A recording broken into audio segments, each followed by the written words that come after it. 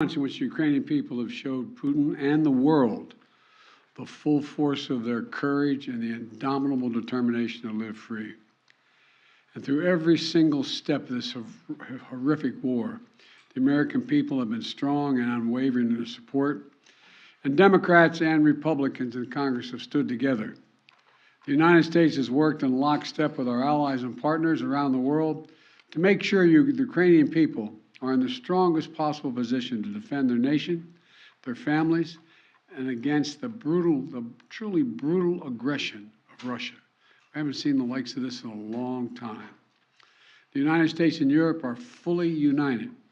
This morning, I had a long conversation with our NATO allies, German Chancellor Scholz, French President Macron, Prime Minister Sunak, and the Italian Prime Minister Meloni, to continue our close coordination and our full support of Ukraine. Because you all know, I've been saying this for a long time, the expectation on the part of Russia is we're going to break up. We're not going to stay united. But we are fully, thoroughly, totally united. With spring approaching, Ukrainian forces are working to defend the territory they hold and preparing for additional counteroffensives. To liberate their land, they need to be able to counter Russia's evolving tactics and strategy on the battlefield in the very near term. They need to improve their ability to maneuver in open terrain, and they need an enduring capability to deter and defend against Russian aggression over the long term. The Secretary of State and the Secretary of the military behind me they've been deeply involved in this whole effort. Armored capability, as General Austin will tell you, has been critical, and that's why the United States has committed hundreds of armored fighting vehicles to date, including more than 500 as part of the assistance package we announced last Friday. And today I'm announcing that the United States will be sending 31 Abrams tanks to Ukraine, the equivalent of 1 Ukrainian battalion. Secretary Austin has recommended this step because it will enhance the Ukraine's capacity to defend its territory and achieve its strategic objectives. The Abrams tanks are the most capable tanks in the world. They're also extremely complex to operate and maintain. So we're also giving Ukraine the parts and equipment necessary to effectively sustain these tanks on the battlefield. And we'll begin to train the Ukrainian troops on these issues of sustainment, logistics, and maintenance as soon as possible. Delivering these tanks to the field is going to take time. Time that we'll use to make sure the Ukrainians are fully prepared to integrate the Abrams tanks into their defenses. We're also closely coordinated this announcement with our allies. The American contribution will be joined by an additional announcement, including that will be readily available and more easily integrated for use in the battlefield in the coming weeks and months from other countries. I'm grateful to Chancellor Scholz for providing German Leopard 2 tanks and will lead an effort to organize a European contribution of 2 tank battalions for Ukraine. I want to thank the Chancellor for his leadership and his steadfast commitment to our collective efforts to support Ukraine.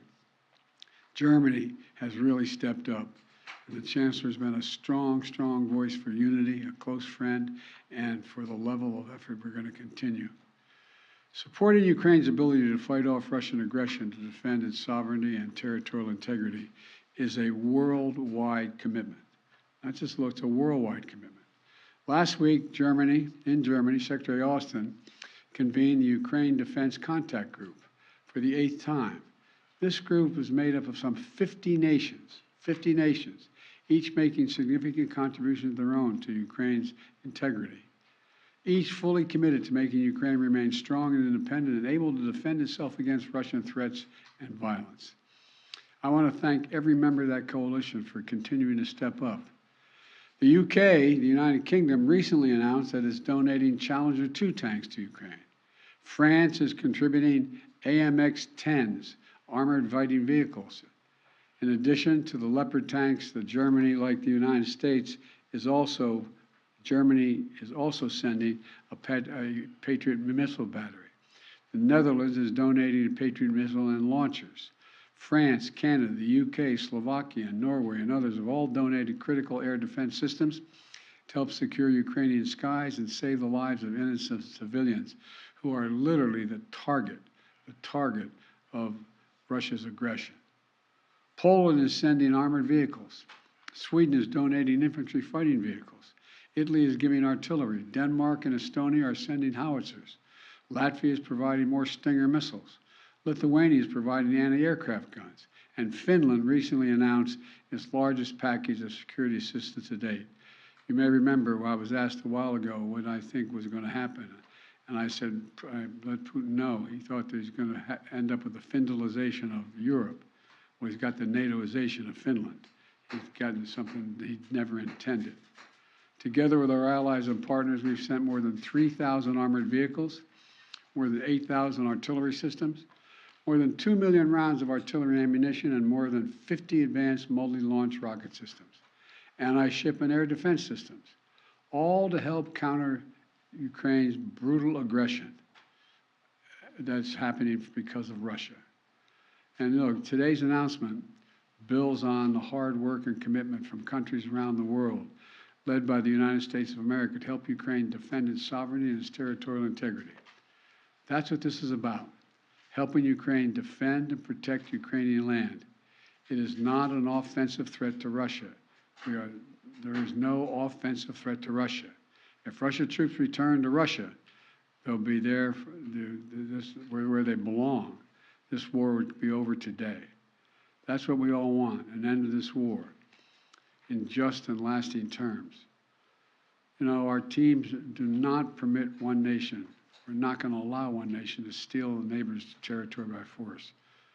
Our terms that preserve Ukraine's sovereignty and territorial integrity and honor the UN Charter. They're the terms we're working on. And you know, these are the terms we all signed up for, and 143 nations voted for in the United Nations General Assembly last October.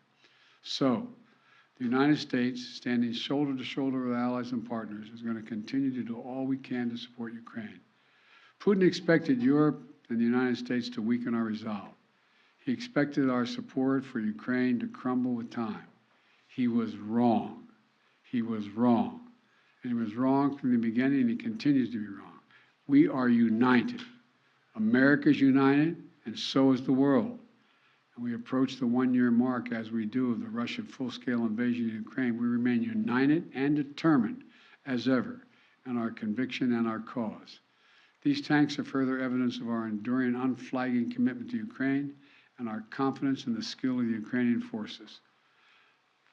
As I told President Zelensky when he was here, and today's his birthday, by the way, in December, we're with you for as long as it takes, Mr. President. Ukrainians are fighting an age-old battle against aggression and domination.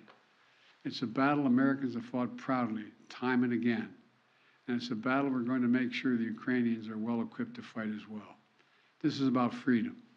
Freedom for Ukraine. Freedom everywhere. It's about the kind of world we want to live in, the world we want to leave to our children.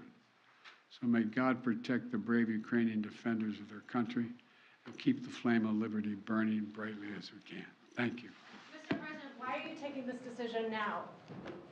Did Germany force you to change your mind on sending tanks? Germany didn't force me to change your mind. We wanted to make sure we were all together. That's what we're going to do all along. And that's what we're doing right now. Thank you. Mr. President, any response to the Pence disclosures of classified documents? Sir, are the searches of your homes completed? Mr. President, when is Jeff Zients starting as your next Chief of Staff?